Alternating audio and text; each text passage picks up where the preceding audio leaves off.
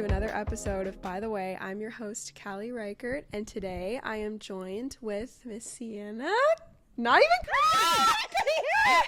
I meant to ask before we started. I'm like, Sienna Cartier. No, not anymore. But no, Sienna Coxworth, right? Yeah.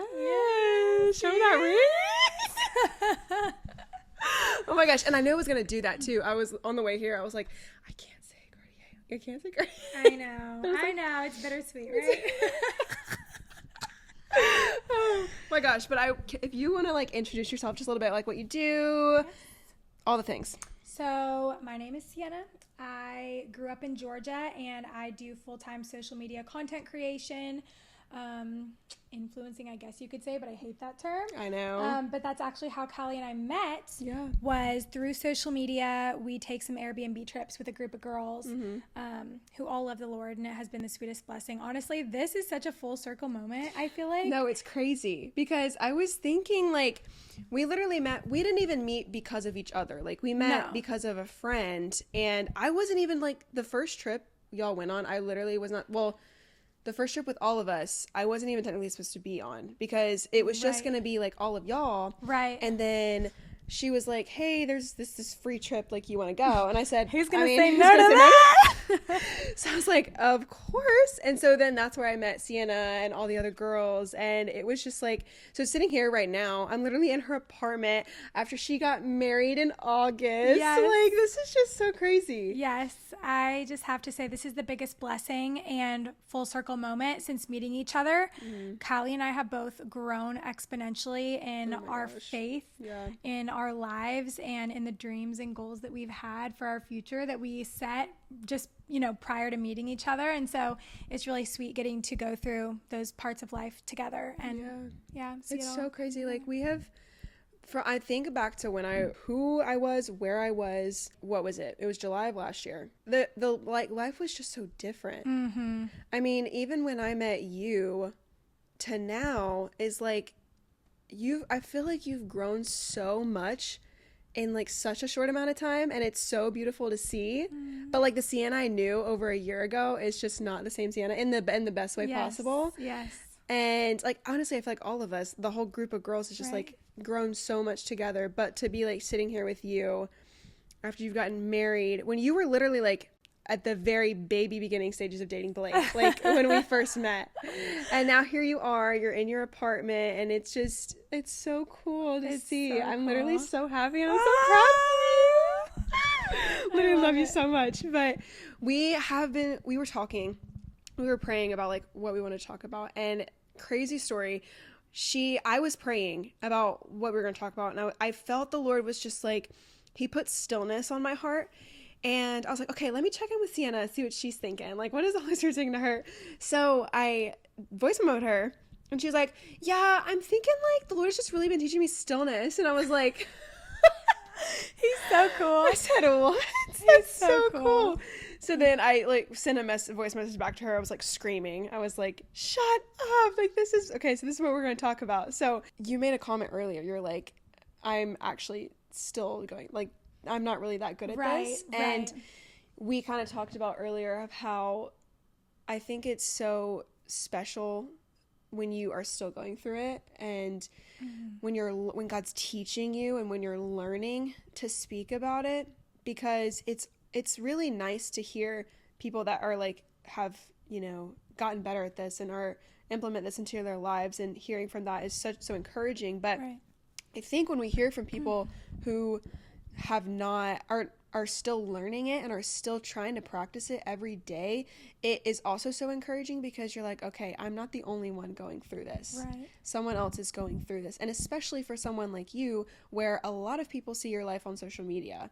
So it's like a lot of people see the best and the highlights, and that's just what social media is. And so it's nice to see the human behind that, and the real and the raw, what you're struggling with, because so often I get caught up in like looking at social media and being like, I wish I was better at this, or like this person, and hearing from someone that still the Lord's teaching them, and it's so beautiful to see what the Lord's teaching them and how they're being taught. And so I want you to kind of just talk about how you've recently been convicted of being still with the Lord. Like what made you think, okay, I actually need to be still with the Lord? Because you talked about starting your day off with being still. Right. What does that look like in your day?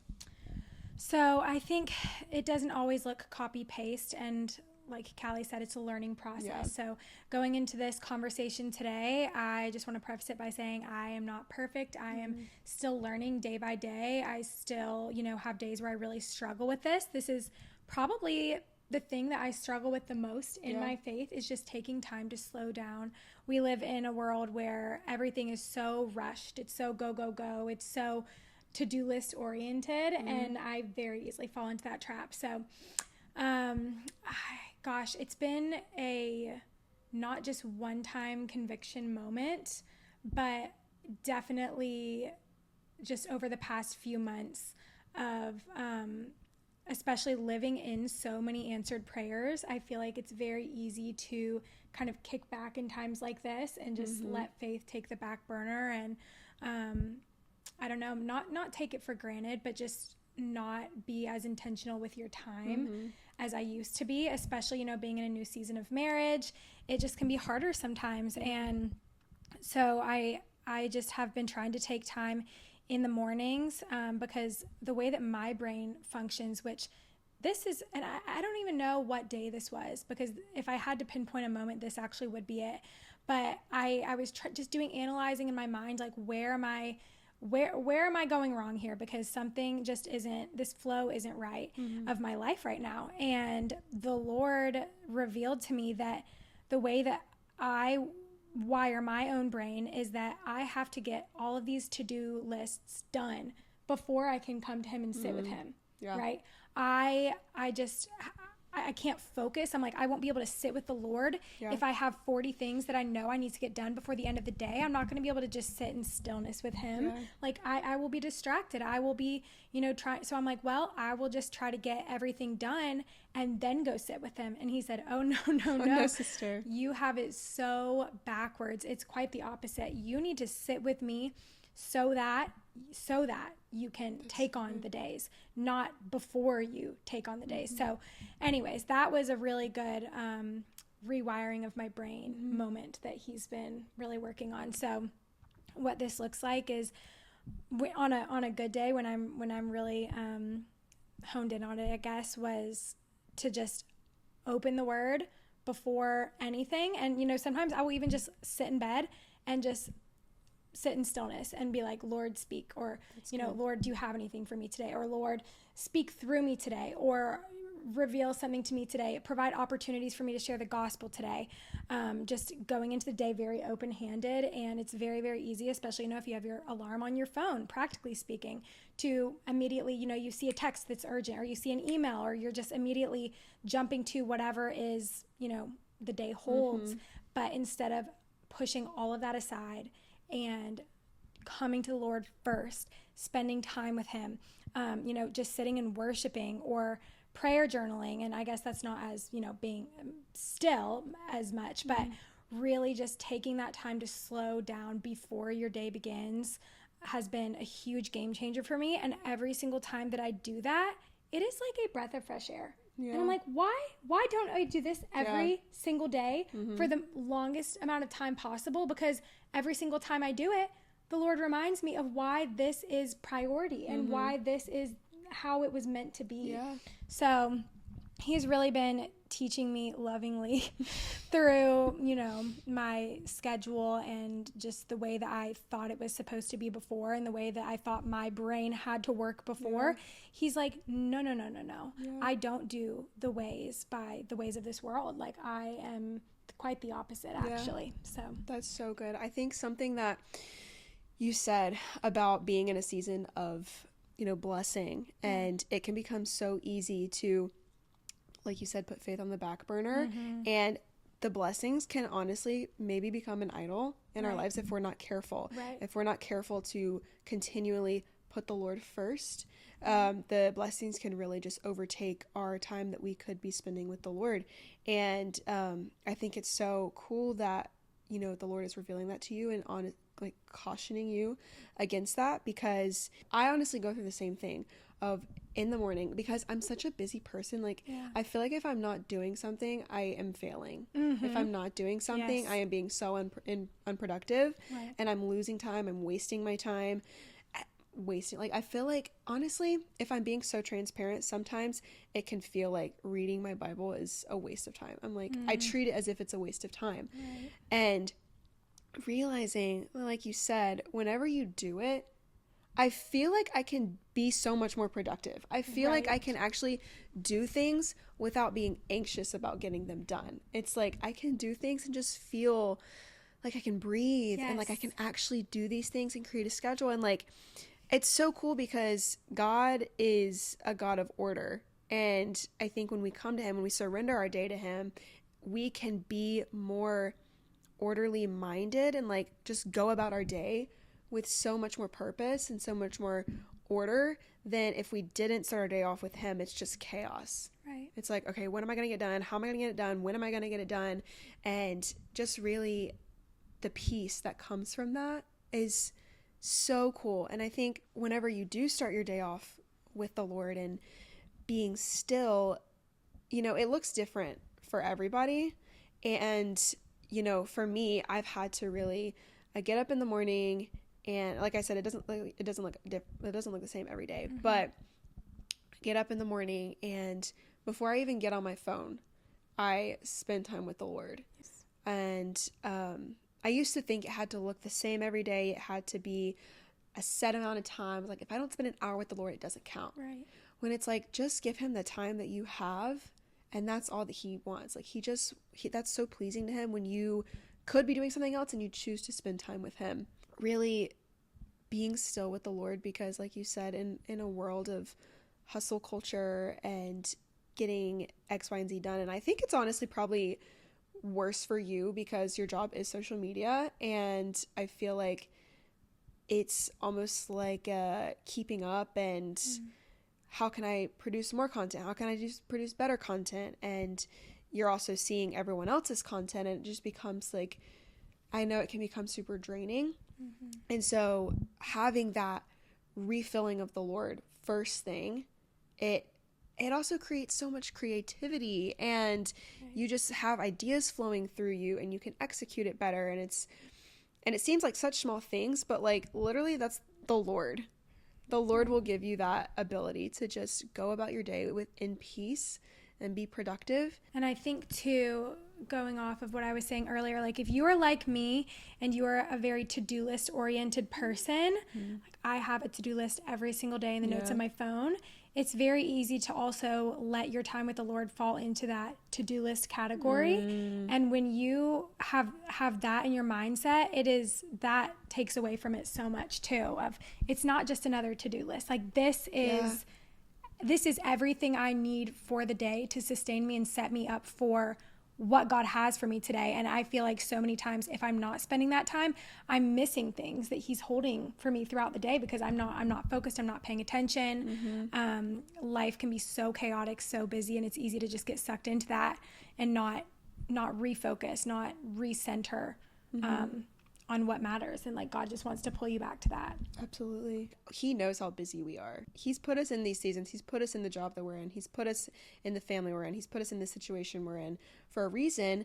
And in order for us to be a good steward of whatever we're in, we have to prioritize the Lord and keep him first. Because then if we're not prioritizing him and seeking counsel in him, you know, then it kind of just falls to our own strength, and we're trying to get through it by ourselves, and we're just trying to get through the day by ourselves. And honestly, when it falls into that checklist category, it takes the joy out of having a relationship with the Lord. I know when I fall into that of I have to do this before the day's over, or else I'm a horrible Christian and like God's going to be disappointed in me, which is not true. But when you have that mindset, it just takes the joy out of spending time with the Lord, and then you don't want to do it, and then it's like just continues to become a chore for you to do. And I think honestly, when we're feeling all these things, because it is so real, it's so human to, get caught up in the busyness and blessings that are in your life, be excited about those and just get caught up in that and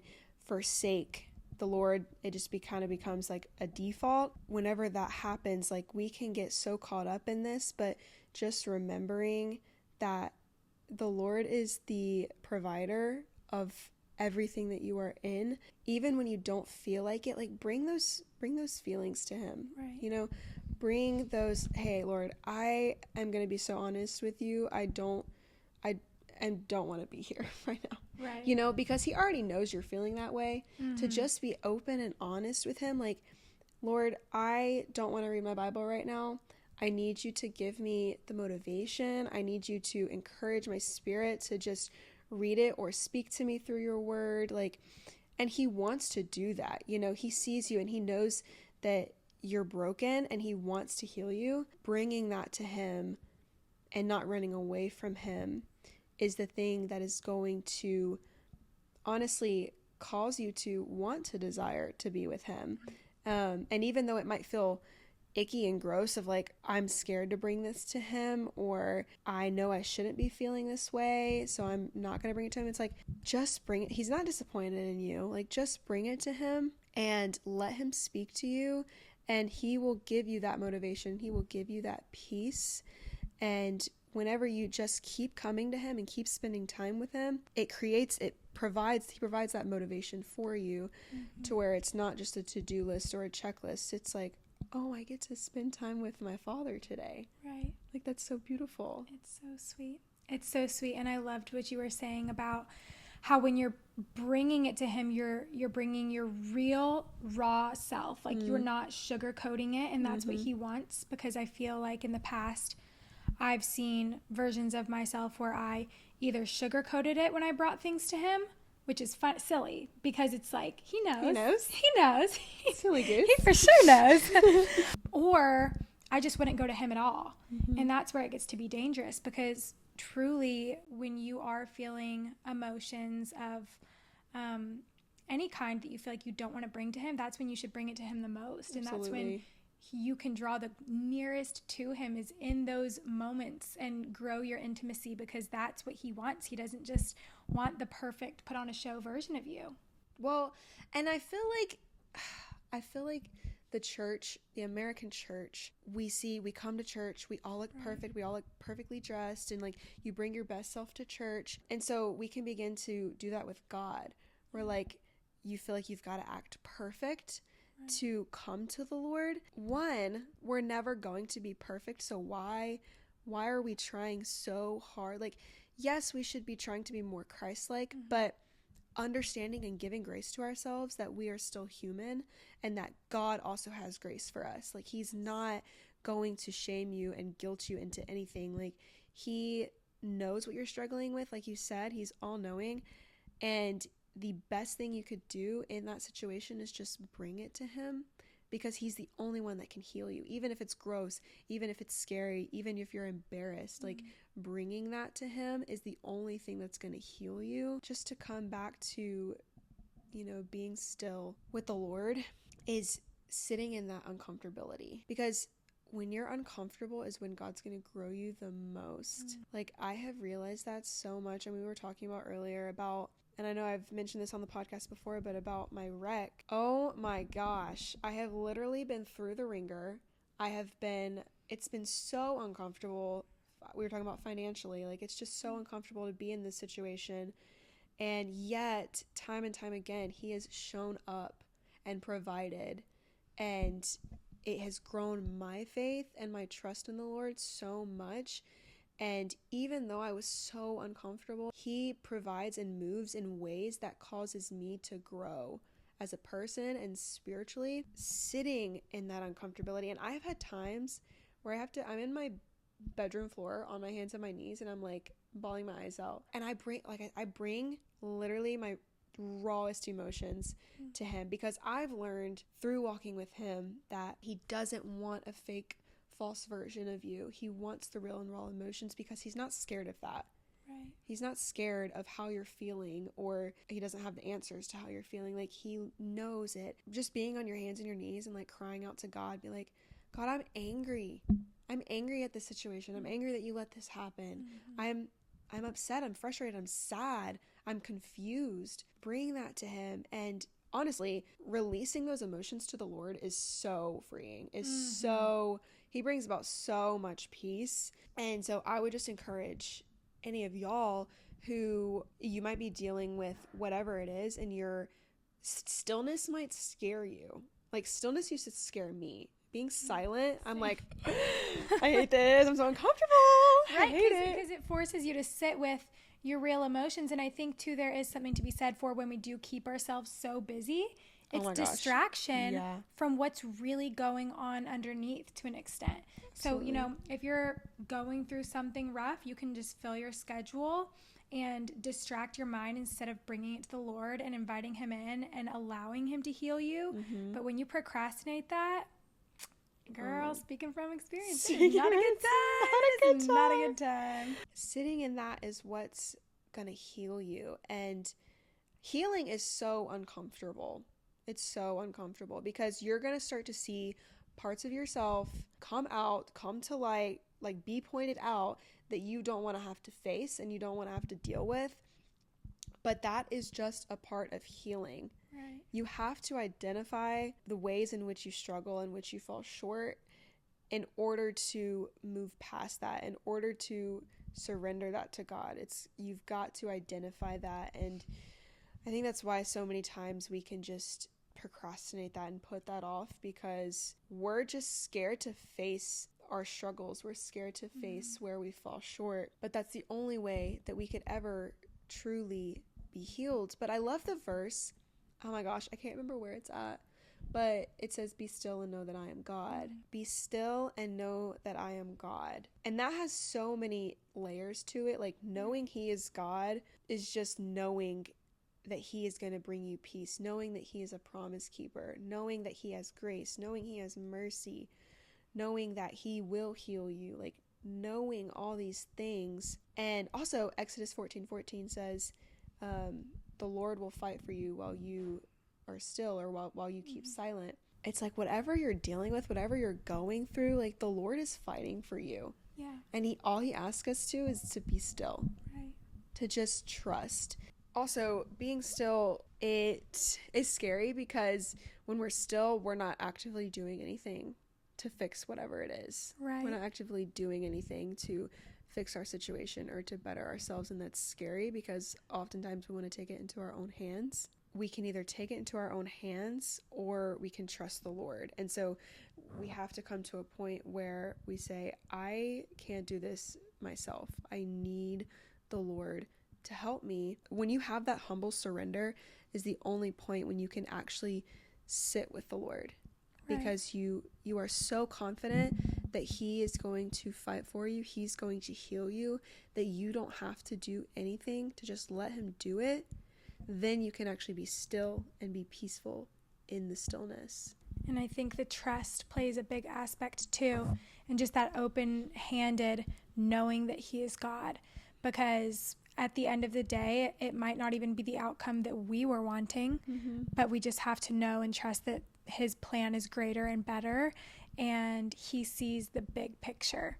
And we just see like tiny pieces when he reveals it to us. Yeah. But I just imagine getting to heaven and him like bringing us to a canvas of our life and like showing us like, this was the picture I was painting. Like, I'm gonna cry.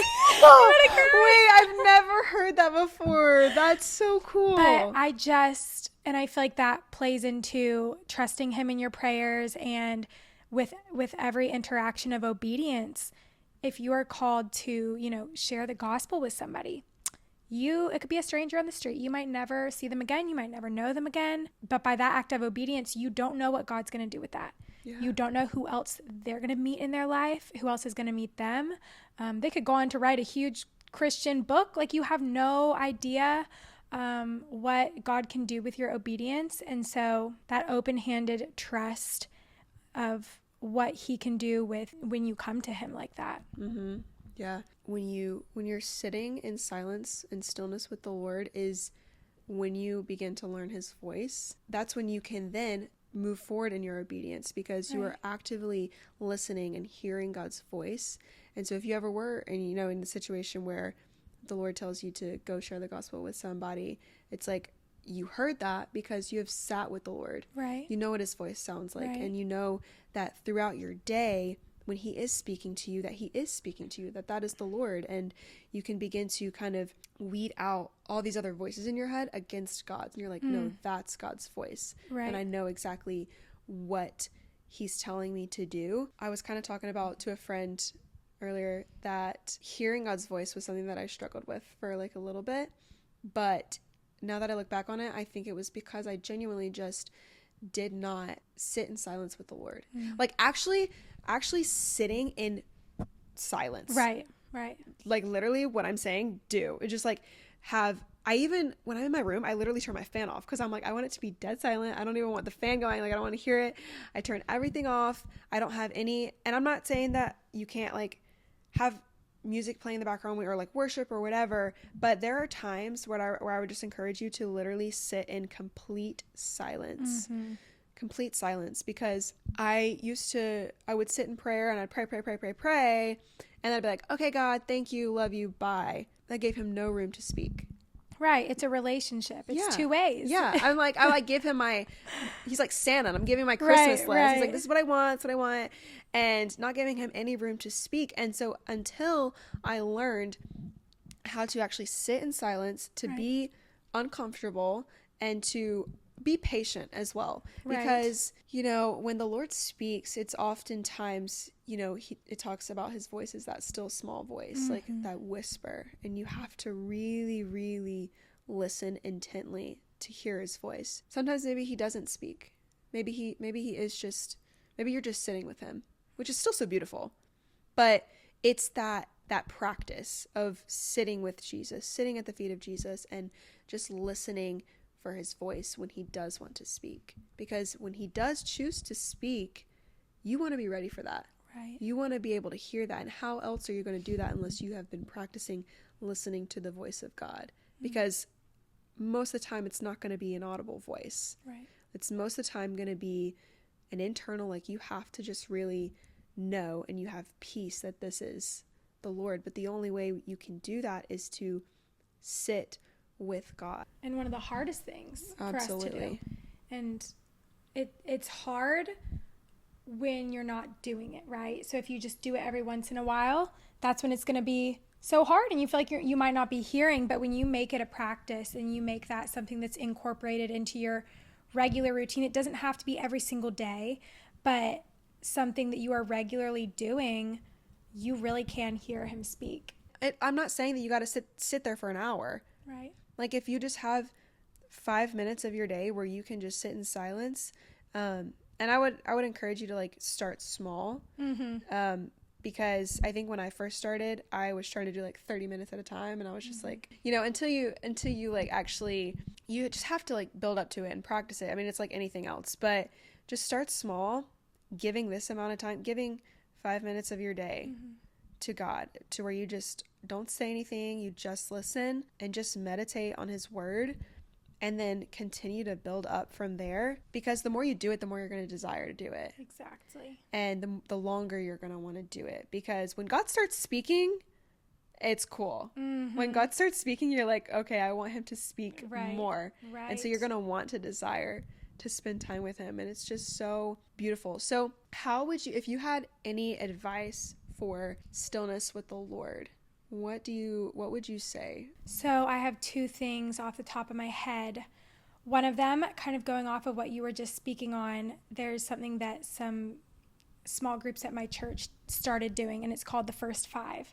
And the idea is that for the first 5 minutes of your day, you are spending time sitting with the Lord, but that builds up. So, you know, if you've never done this before, trust me, 5 minutes will feel like longer than 5 minutes.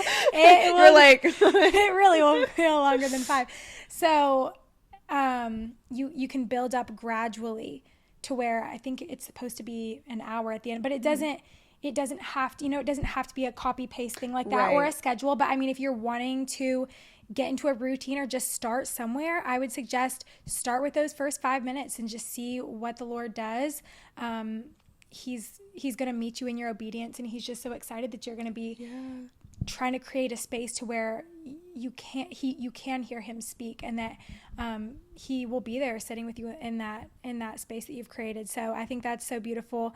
And then the other thing that I've done in the past that I need to do another one soon is I will take every so often, maybe twice a year, once a year, depends on your schedule, a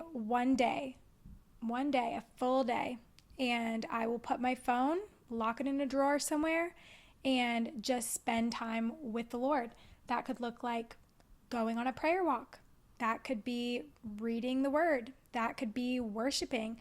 It doesn't have to be just one thing, and it doesn't have to, it is the most refreshing feeling, and it's kind of like hitting the hard reset button, because we want to obviously create these routines in our daily life, but even so, life can still just feel so busy and like a whirlwind sometimes. It's good to just take a step back and refocus and just spend a long chunk of quality time with him. Has been so powerful in my own life.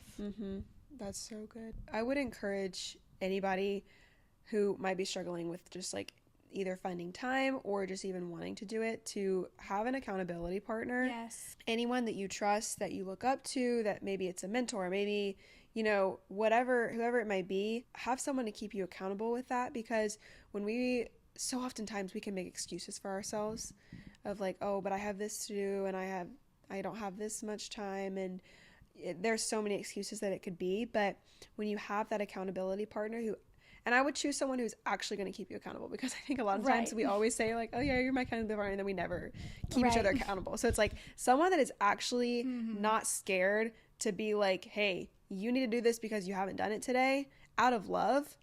Pick that person and y'all both keep each other accountable. I would just also encourage that even if you don't feel like it, doing it and almost forcing yourself to do it is like, God's gonna bless that. God sees your obedience. He sees you trying to cultivate your relationship with the Lord and create space for him to speak. That's so precious to him, that you are actively trying. He's gonna bless that. He wants to speak to you. He wants to reveal things to you. So in order for him to do that, you just have to create the space. And when he sees that you're creating the space, he's going to bless that. So I want to encourage that. Or even if you say you're a person, you're like, yeah, but I feel like I've been doing it and I don't feel like I'm getting anywhere. Like, patience is key. Yes. Patience with the Lord, because one, he is so patient with you in so many aspects. So being patient with him is the most rewarding thing, because he will reveal what he wants to reveal in his time, and he will speak when he wants to speak. And when he does, it is the most eye-opening, most exciting, joyful thing that you could ever experience. Right. And it's all in his timing. So don't get discouraged if you feel like maybe he's not speaking or revealing things to you, because it will happen. Like, I can promise you that it will, but you just you're called to just be obedient and creating the space for that. That was so good. Bring it on home. That was so good. Patience and persistence. Yes. Amen. That's so good. Well, Sienna, I want to thank you. Thank for you. coming on. This is so fun. This is so fun. You literally, when I was thinking about people I wanted to be on the podcast, you were like one of the first people that popped into my mind. I was like, is it because we voice Sienna's memo? Gotta be. Is it because we voice memo? She's gosh. like, this girl likes to talk. Give her a microphone. No, you guys, if y'all were to look at our text messages, like, it is not text. Like, it is literally 8-minute voice memos. Yeah.